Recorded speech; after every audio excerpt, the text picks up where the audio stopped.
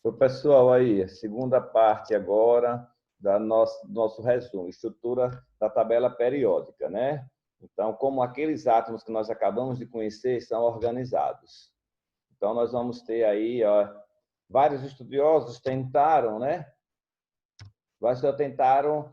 Reunir os elementos químicos em forma de organização. Então, aí nós teremos aí alguns resumos de maneiras como eles fizeram, tá ok?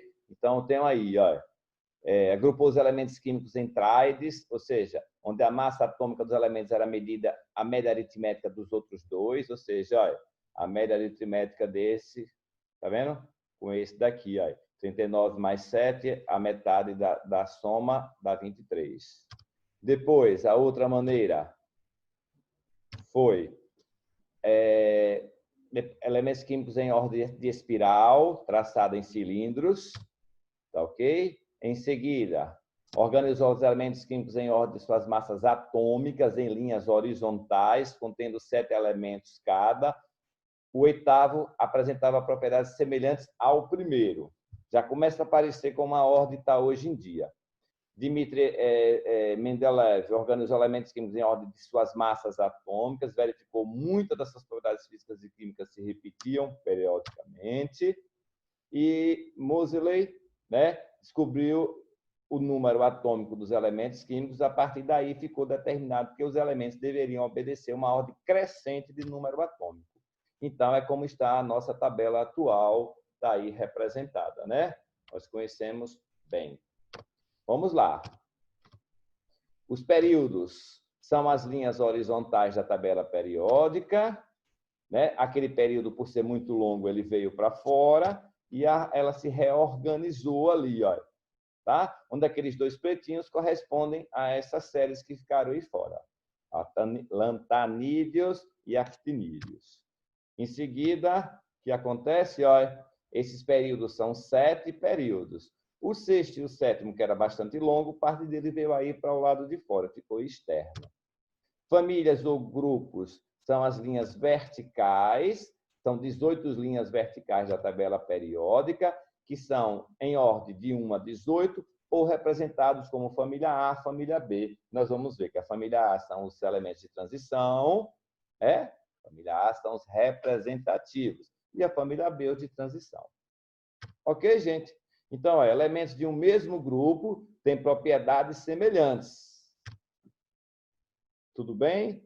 Seguimos aí, ó. Famílias com nomes especiais. Nós temos algumas, ó.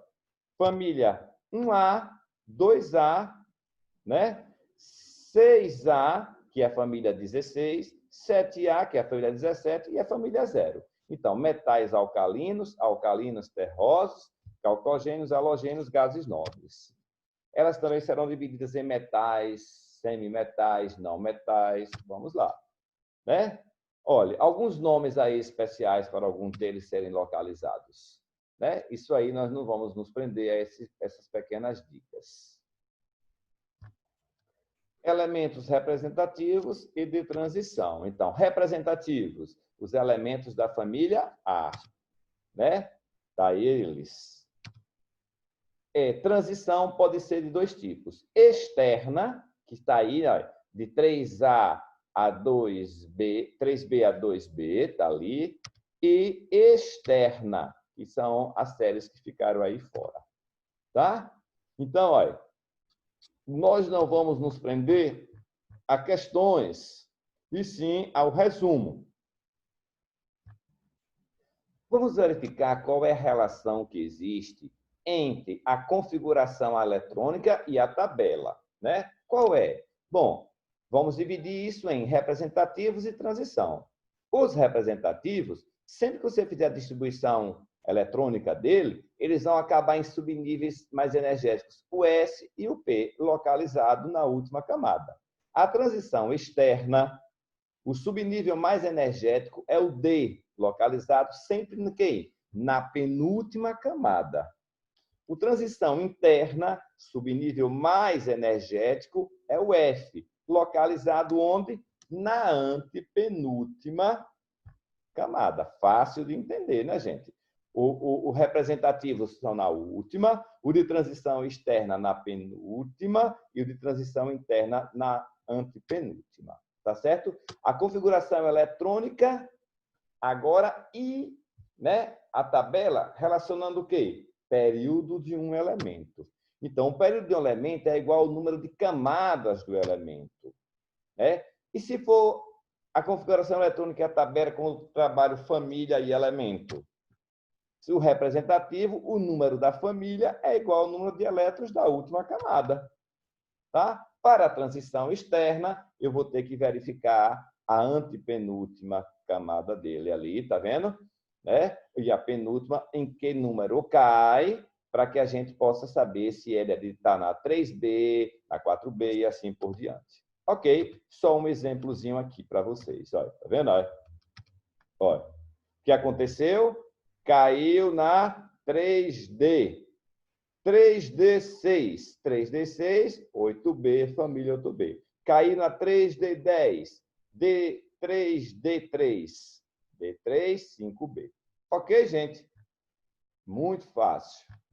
Uma outra classificação tem a ver com se são metais, semimetais e ametais. Então, está aí, olha.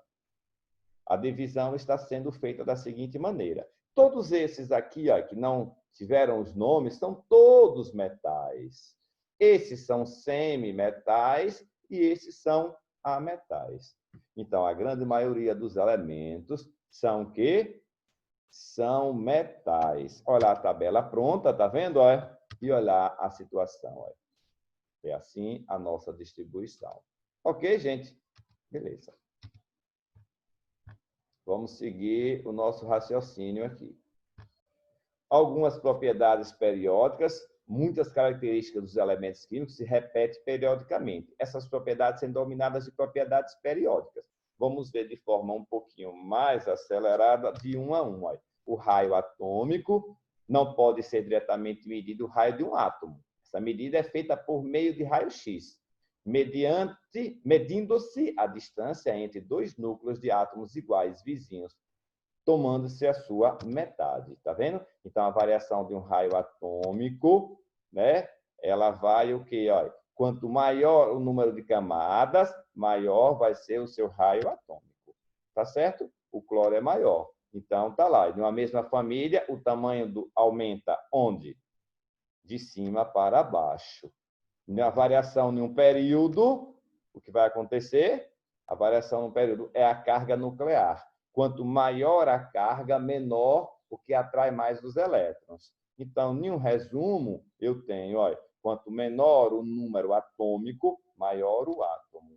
E aí eu vou ter a representação, olha, da situação do raio atômico. Ele aumenta como? De cima para baixo, da direita para a esquerda. Quando o elemento maior está aqui, ó, frâncio. Ok? Cada átomo origina um íon. Verificamos que, ó, átomo nêutron pode ganhar ou perder, né? Se ele ganha elétrons, ele aumenta, vira um ânion. Se ele perde elétrons, ele diminui, vira um cátion. Ok? É assim que a gente vai fazer. Então, olha, o átomo é maior do que seu cátion, o átomo é menor que o seu ânion. É assim a situação. Tudo bem? Outra propriedade, a energia de ionização ou potencial de ionização. Energia necessária para retirar um elétron de um átomo neutro isolado. Então, veja só, a primeira energia de ionização, ela é fácil quando o átomo tem um raio atômico grande, ou seja, a energia de ionização vai ser o contrário do raio atômico. Quanto maior for o átomo, mais fácil é de arrancar um elétron. Porém, a segunda energia de ionização já vai ter que ser maior. Por quê? Porque quando você tira um elétron, ele diminui o seu raio atômico e os elétrons remanescentes naquela camada são mais atraídos pelo seu núcleo. Então, vai ser muito mais difícil de arrancar um novo elétron, tá certo? Então, lá, ó, a remoção do segundo elétron requer uma energia de ionização muito maior. Ok? Então, quanto menor for o átomo, maior será a energia de ionização. Ok? Então, a energia de ionização, ó, cresce exatamente ao contrário do raio atômico. Ok, gente? Fácil de entender. A afinidade eletrônica ou eletroafinidade é ao contrário, é atrair o elétron. Quem é que atrai mais o elétron? Quem for menor, pois o núcleo é positivo e atrai carga negativa. É que nem o raio atômico. Tá certo? Então, olha, ele cresce, tá vendo? Olha? Quanto menor o átomo, menor, mais fácil ele vai atrair. A afinidade eletrônica varia nas famílias de baixo para cima, nos períodos da esquerda para a direita. Ok? Está em vermelho os gases nobres, porque com eles isso não existe.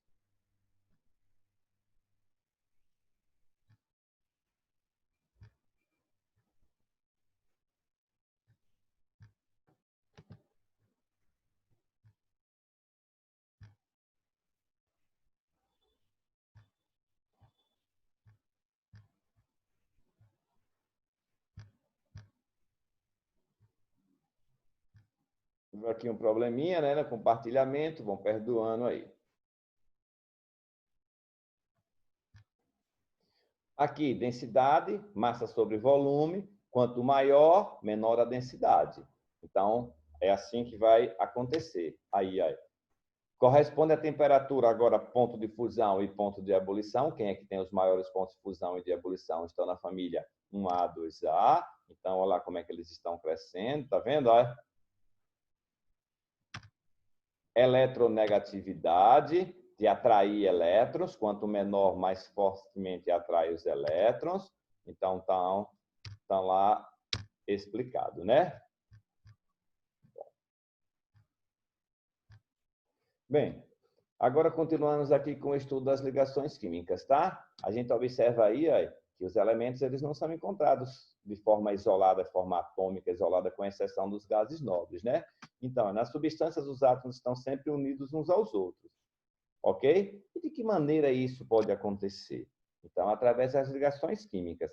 Como? Criando-se uma estabilidade. Então, veja, olha, os gases nobres e a estabilidade.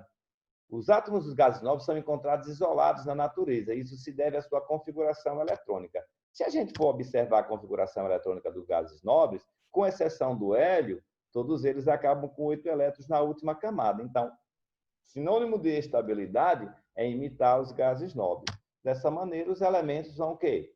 Vão se tornar estáveis quando adquirirem essa configuração. Então, os átomos não estáveis se unem uns ao outro a fim de adquirir essa configuração eletrônica estável. Essa é chamada de teoria do octeto. Então, está lá. Nessas uniões, os átomos devem ganhar ou perder elétrons na sua última camada, né?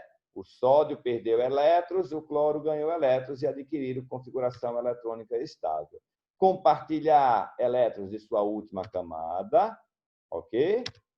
E os átomos de hidrogênio compartilham elétrons entre si, não poderiam perder nem ganhar.